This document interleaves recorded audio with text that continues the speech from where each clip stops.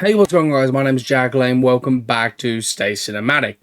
Today we're going to be talking about Georgie and Mandy's First Marriage, a brand new TV show, a spin-off of Young Sheldon. Young Sheldon was a spin-off of The Big Bang Theory.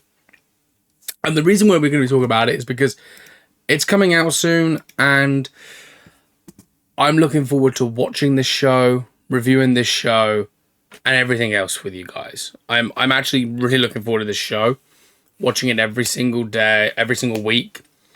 Fan theories on where it could go, when I reckon it would end, because it's got to end at some point, because it's called First Marriage, and we know that Georgie has many wives from The Big Bang Theory. Anyway, going in to the article today, we're going to be talking about this. George's death will weigh on his son in Georgie and Mandy's first marriage. There's a lot on his plate. So, George, of course, George Sr. dies at the end of Young Sheldon, and Georgie and Mandy's first marriage picks up shortly after that, I believe. Georgie and Mandy's first marriage, co-creator Stephen Holland, breaks down how the aftermath of George Cooper's death will weigh on Georgie in the new show.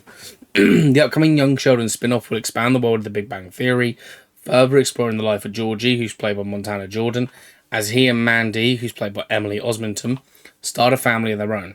In the 7th and final season of Young Sheldon, the Cooper family was dealt a devastating blow as George Cooper, who was played by Lance Barber, suffered a fatal heart attack unexpectedly. I mean, it was pretty expected. His death was written when the show started. Holland revealed to Entertainment Weekly that Georgie's own struggle with the events of Young Sheldon's series final will be explored in Georgie and Mandy's first marriage.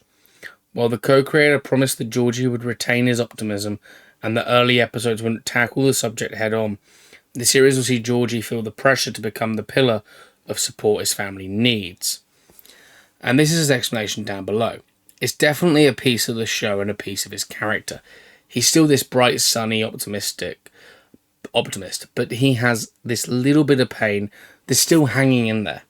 I think he promised his dad in Young Sheldon's final that he would take care of everyone, and I think he takes that responsibility seriously. So he has a new wife and a baby and in-laws, but he also has a teenage sister who might not be handling her situation very well and needs some looking in on, and a mum who's grieving and a grandmother who's still in town. So there's a lot on his plate. I hope they all return. I really hope that everyone from Young Sheldon returns, beside from Lance. I'd love Lance Barber to return in maybe a couple of new scenes where him and Georgie are talking, but you know, as the viewer, he's not actually there. It's just Georgie talking to his dad in ghost form. They did it in Boy Meets World and Girl Meets World. I think that'd be kind of cool to bring into this, where he like cracks a couple of jokes, then he walks away, and you don't see him for like a couple of episodes, and he like or the rest of the season, and he comes back and whatever. Young Ian Armitage, who plays Sheldon, the young version of Sheldon, he won't be in this show. I hope they do like holiday episodes, because it's a sitcom, and sitcoms are prominent to their holiday episodes, their Halloween, their, you know, especially Chuck Lorre did loads of Christmas, Halloween episodes in Big Bang, and Two and a Half Men, his other big hit show back in the early 2000s. They were always sort of on par with one another. It was like, yeah, okay, this is where it's going. But Young Sheldon final, I think with Ian Armitage not being a part of the show, that's fine, but I would like to see him return as a cameo appearance. And I think that's perfectly fine with Sheldon's backstory the way it is.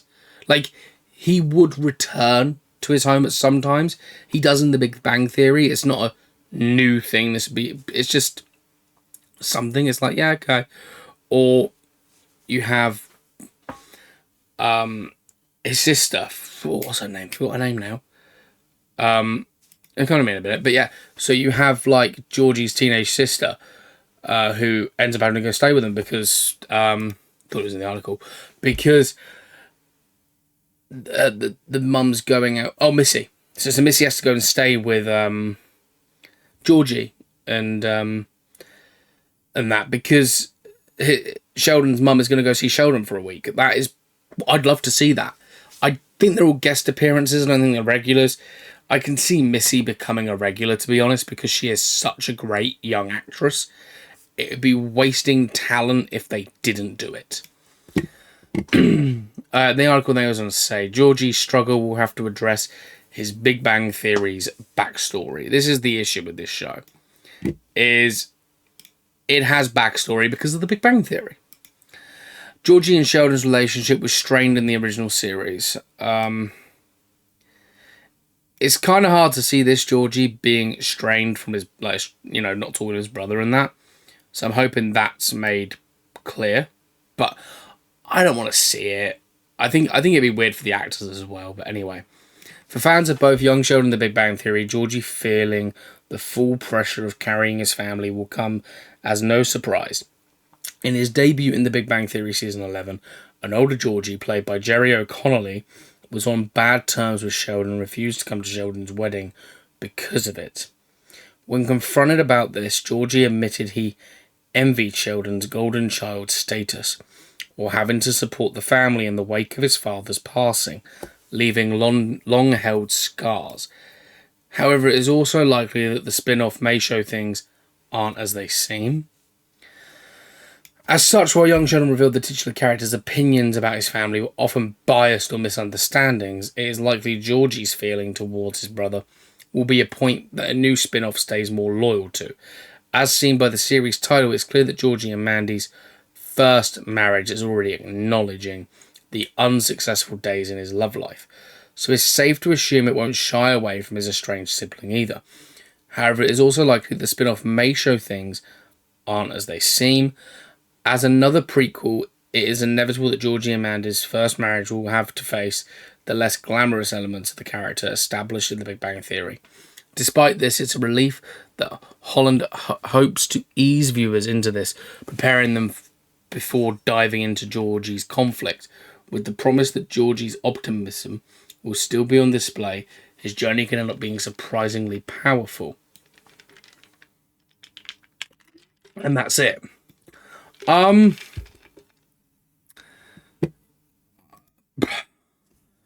look at this and I think, yeah, okay. It's going to be weird. It's definitely going to be weird watching the Georgie I've watched in Young Sheldon for 7 years plus, however long this show runs, despise Sheldon, because they are very close. Not in the sense of like near each other. They have their issues, definitely. But Georgie took on that parent figure way before his father died. Like, he babysat him once, and there was a leak in the roof or something, and Georgie had the bucket, and he went, "Go eat your dinner, I'll hold the bucket." And it was them little scenes that you could see. Sheldon has always been a kid. He's never grown up. And Georgie tried to help where he could when he got older, once he started to understand a bit better. I think the thing that's going to probably put a drift between them isn't the golden child status, because it was clear throughout all of Young Sheldon that he had that anyway. It's going to be the fact that he promised his dad he'd keep them all near, he'd help all of them out, and Sheldon moves. And I think that's his resentment is, I can't keep my promise because you've left and you won't come back. Who knows? I'm excited for this series. I don't know when it starts, actually. If it's like in the next couple of days, I'm going to be so happy. Georgie and Mandy's first marriage sitcom. This is also being filmed like a proper sitcom. 17th of October, first episode. Yeah, so it's actually being filmed like a proper sitcom where it's a live audience. It's a new experience for Montana. He hasn't done it. But I think he's going to do great at it. Emily Osmondson, of course, as you know, she's done many live audience shows. She did Hannah Montana and stuff like that. She is used to it. It's a sitcom world for her.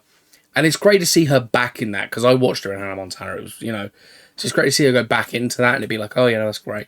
Sorry about that. I've got like a bite or a spot on my nose. It's annoying me, but yeah, I'm looking at this and I'm just getting so excited about it, because I loved Young Sheldon, and the best part for Young Sheldon for me was Georgie. So when they announced it was coming to an end, but they announced the spin-off, I was like, sweet, give me the spin-off. And although watching Young Sheldon was difficult to see the characters all, like, their arcs end, knowing that an arc is coming up for Missy and Georgie and all that, because Missy's going to be in the show, and I want to see how that goes. Hopefully she's in it more often than, I want it to be a recurring role, maybe a recurring guest star, but then make her like a proper star of the show a little bit later, but who knows. So with that being said, I'll see you on the next one. As always, like, comment, subscribe, turn on the notification bell, and as always, stay cinematic. Catch you later. Goodbye.